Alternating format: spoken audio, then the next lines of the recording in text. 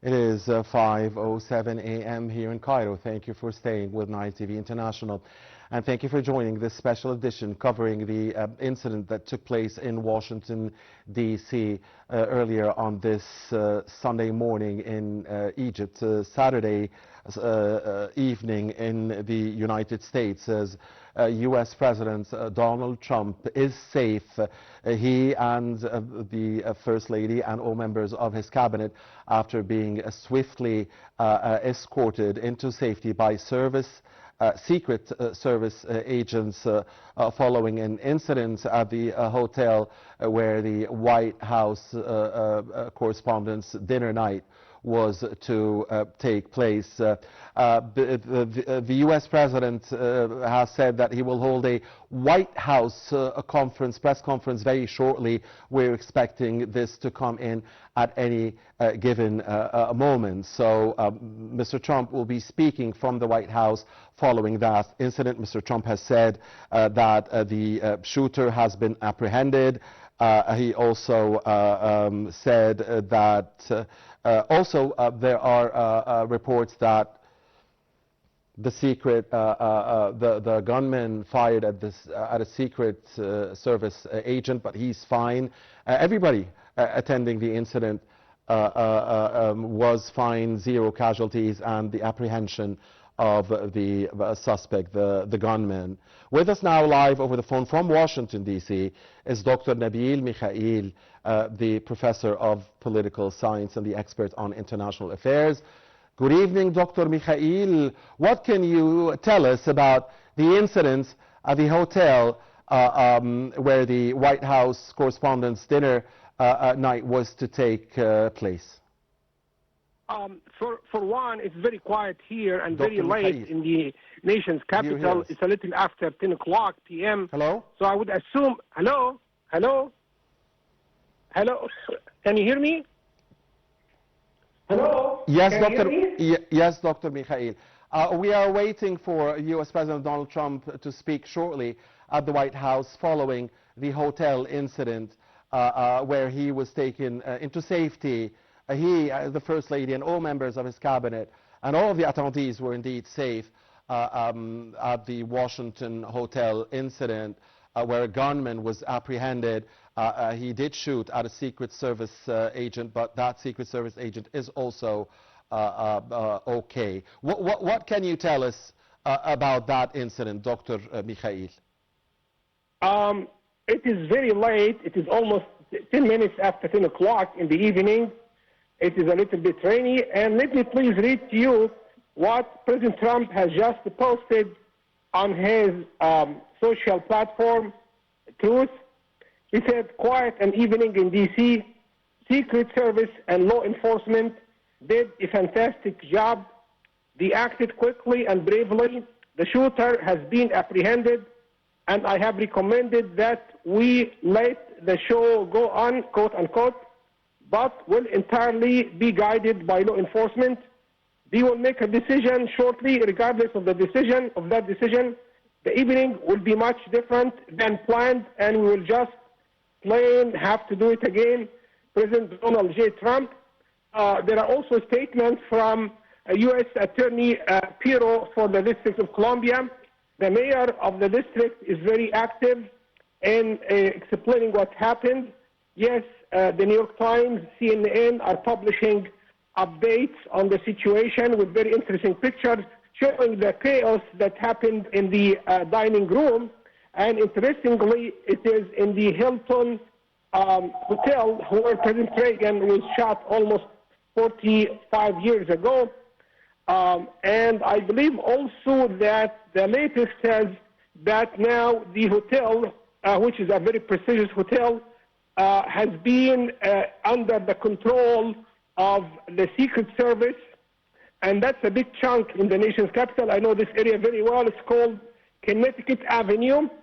Yes. So these are the details, but of course the political implications is that violence is now a fact in American political life, and also the press pool, which is not really sympathetic to Trump, is showing a degree of sympathy to him. And I think we'll get to that. We'll get to that, Dr. Mikhail. Of course, the political impact, and we'll listen in very closely to what the U.S. President will say momentarily. But again, just making sure from you, as you understand, as we do, that everybody was safe, right? The U.S. President, the Vice President, the First Lady, all members of the cabinet, all of the attendees at the hotel were safe. Is that correct? Are safe? Yes. And uninjured and unhurt. Yes. Yes, you're absolutely right. The gunman was stopped near a security perimeter. Do we know anything about his identity or his motives or his name? No. He's just into custody, and there will be investigation, but nothing has been revealed about his motives or identity. Right. And I believe even people are still stranded inside the hall, like say, basically, people cannot leave now, right, unless they are basically being scrutinized. We can watch, by the way, we can watch also live pictures from the hall itself, from the hotel. This is, of course, what we're watching now live on screen, Dr. Mikhail, is the White House podium where the U.S. President is to speak very shortly. But we understood that the event will resume. The event itself will resume inside the hotel, but without Mr. Trump's presence, and that Mr. Trump said that he will meet with those correspondents in 30 days' time. Is that also the information that you have? More or less, because actually I will not refute what he said, because if these things are coming from the mouth of the President of the United States, I will refute them not at all.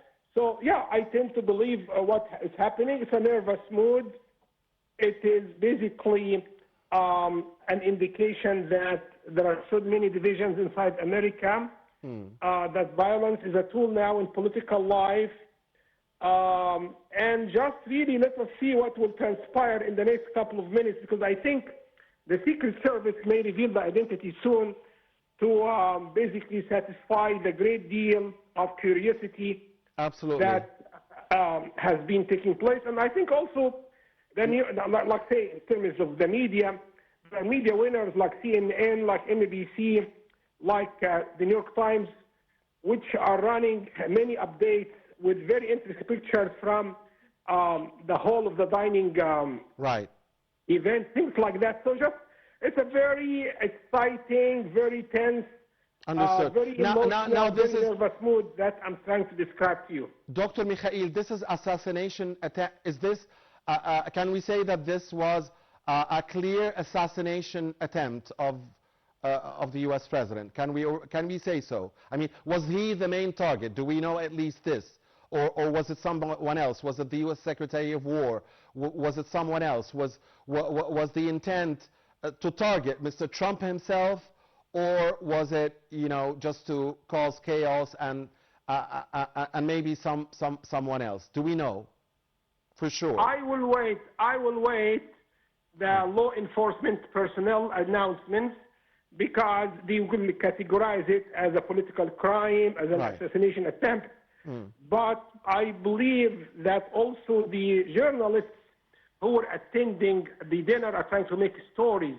So it's a very busy time for the media personnel as well. But I believe, like say, the commotion that just spread is sliding down now. It's also a very strange situation.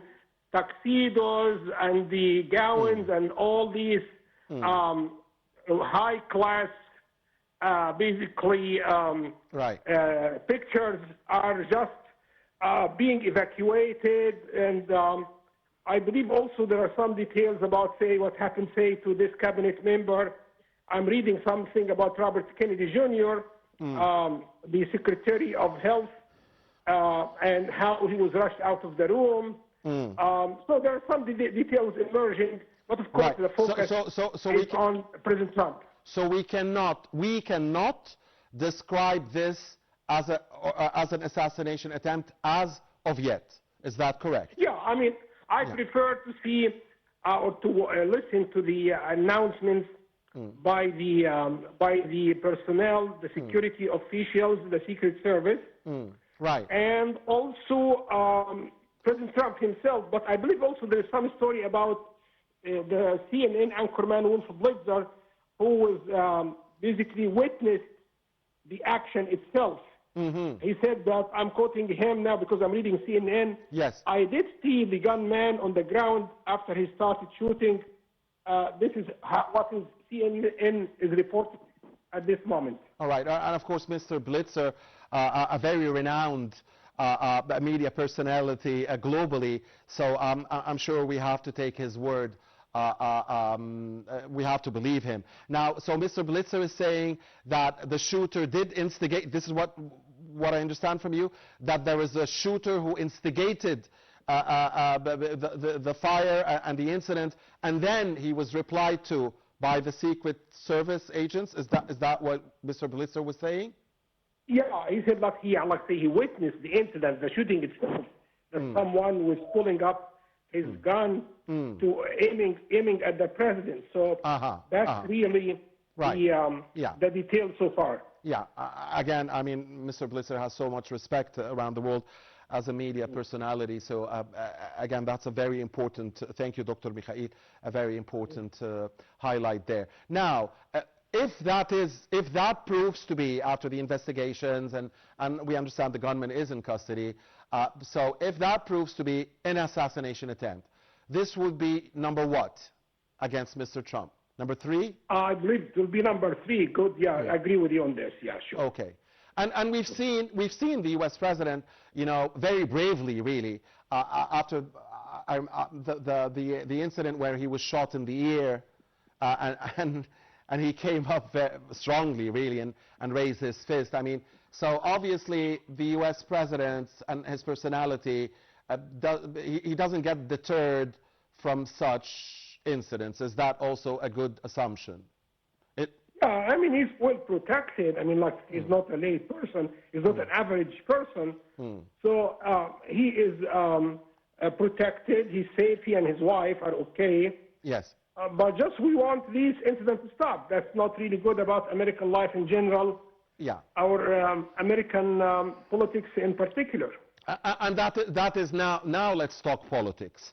So what is your best educated guess as to the potential motives of this would-be, again, we have to be very careful, but, you know, of this would-be assassination attempt? What would be the most likely motives?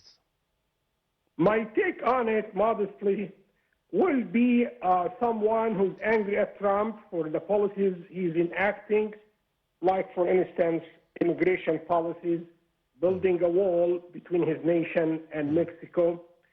The confrontation with Iran could be one factor. Trump is seen as racist, who promotes and promulgates Christian nationalism. He has been insensitive to many racial issues related to minorities. He is cutting some of the expenditures that benefit many segments in the American society. He surrounds himself with billionaires. He's making them richer. So there is this class analysis factor. Yes. That could be the motive, but at the same time, I could be wrong. It could be something personal. Yeah. Like, say, when Reagan was shot, it was a love affair. Like, the shooter failed in his love with a famous actress. Yeah. So he decided to make his anger very well known. Right, and it could be under the No Kings movement, or No Kings slogan, which, by the way, would have some of what you said under it. So yes, understood. Is it also, Dr. Mikhail, a good educated guess to assume that regardless of the motive of the would-be, again, and we say the would-be assassin, that it is very unlikely, highly unlikely, that Mr. Trump will change course on any of the policies he is convinced of? Is that a good assumption? It's a good guess. I agree with you more or less. Yeah. But let us see also what will happen in real to many of the thorny issues like Iran, like basically the meeting coming up with Chinese Prime Minister, it's President Che, Right. whereby major economic issues will be debated and decided. So, I mean, a change could come, could happen from these avenues, not just from a failed assassination attempt. Right. Absolutely. By the way, what is your latest prediction or expectation for the U.S.-Iran Israel standoff? I mean, are we? Are we closer? It's a good question. Are we closer to military hostilities, or resumption of military hostilities, or are we closer to talks and a potential deal? Where are we moving closest?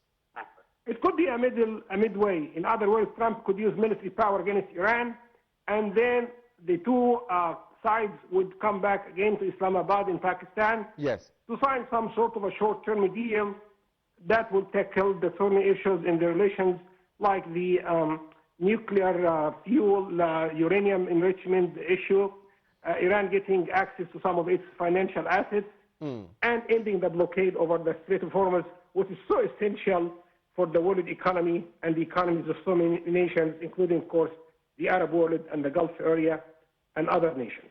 Yes, Dr. Mikhail.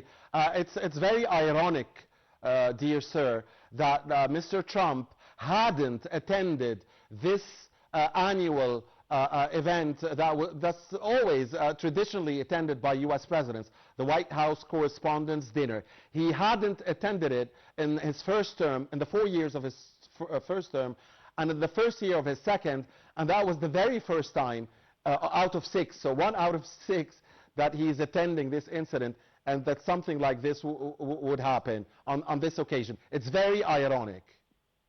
It's very ironic, it is very weird, it is very incidental, but I mean, this is how life goes, basically. Right. Absolutely.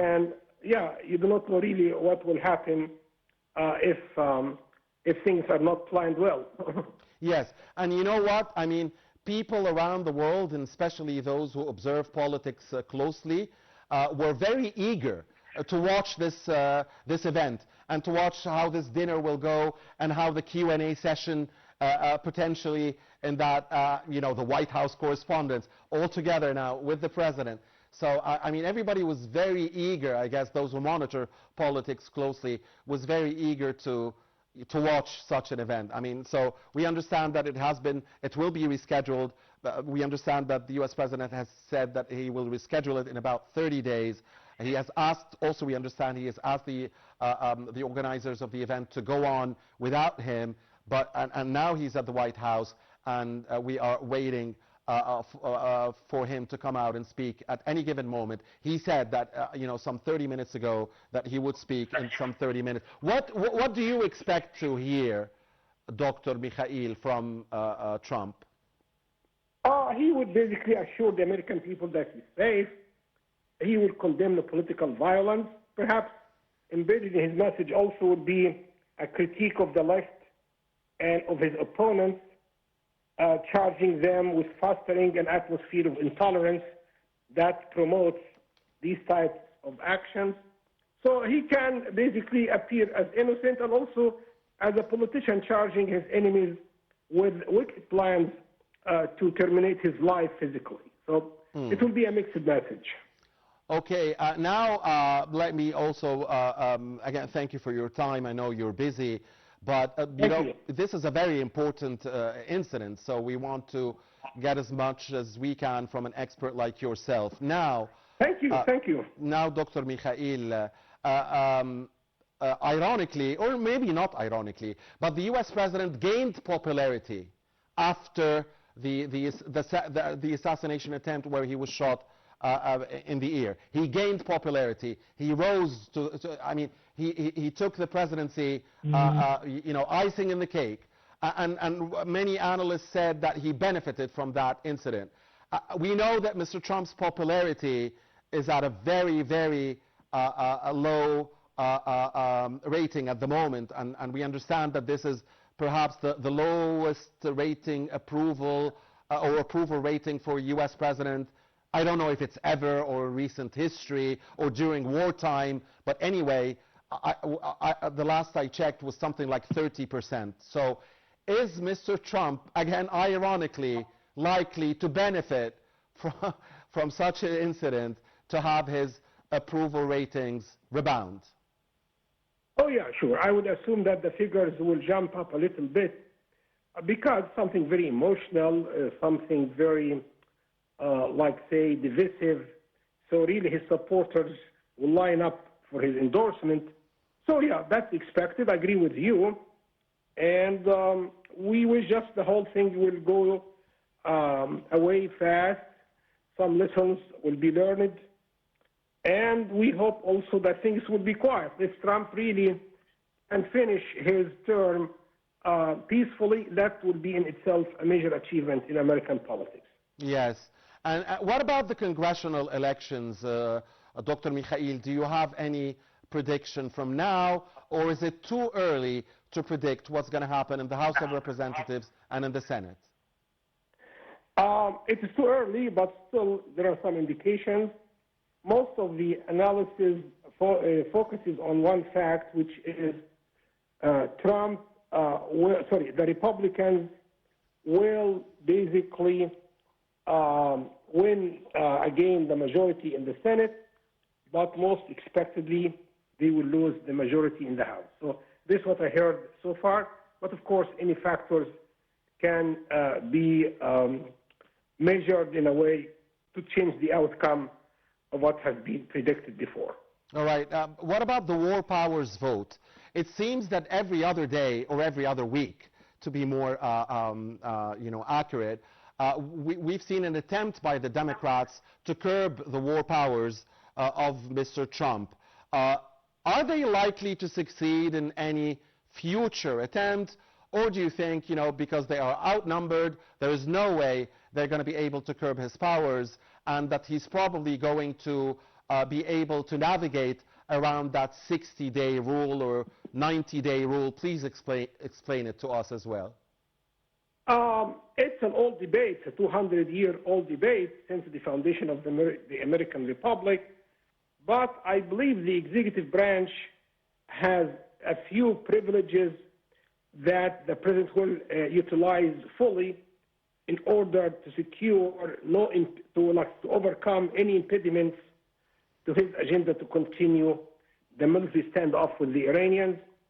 So he can basically move toward the use of executive orders. He can go to the court, and the Supreme Court has a Republican majority. He can also secure a vote in the Senate, because a few Democrats actually are very hawkish on Iran.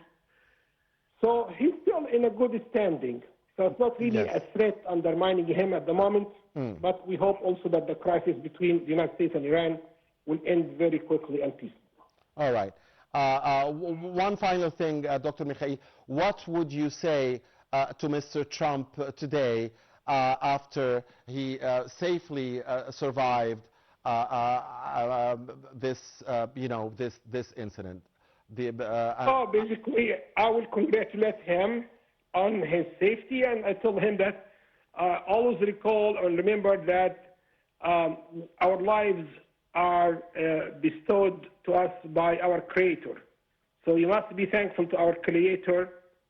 He's good, he's merciful, he's compassionate, and always thank God for everything that happens, good or bad. Right, and the best thing, about tonight, Dr. Mikhail, the absolute best thing is that nobody was hurt. Nobody was hurt. That's the absolute best thing. Nor the U.S. president, nor anybody of his cabinet, nor any of the attendees, nor any of the journalists, nor the Secret Service. Nobody was hurt, and that's really the best thing, I guess, about about the incident today. So let's all. Thank goodness. Thank goodness. Yes, and let's all pray for peace. Let's all pray for peace to prevail in the U.S. and all over the world. Amen. Thank you. Amen. Thank you very much, Dr. Nabil Mikhail, the Egyptian-American professor of political science and also the international relations expert, talking to us from Washington, D.C. Thank you, sir, very much. And dear viewers,